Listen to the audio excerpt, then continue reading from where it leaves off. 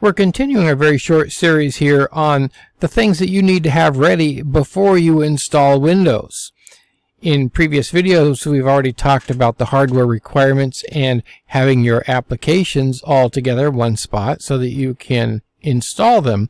But let's talk about product keys or activation keys.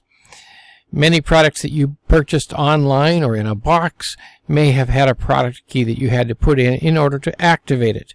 And that activation process may have involved sending information to the company, to the software manufacturer, and then activating it on their servers as well.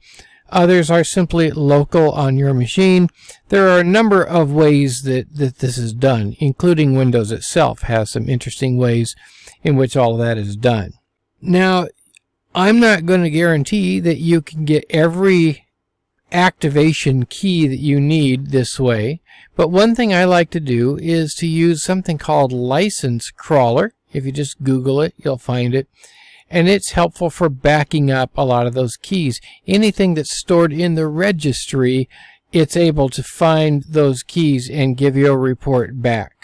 So I like License Crawler. There is no other way, though, really, with any given piece of software to say, well, I'm going to take this software and find the product key.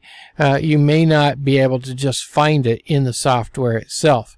Many things will have to be reactivated with the manufacturer before you can use them on your new system. Now, that won't be true, by the way, of an upgrade install. This usually only happens if you have a clean install.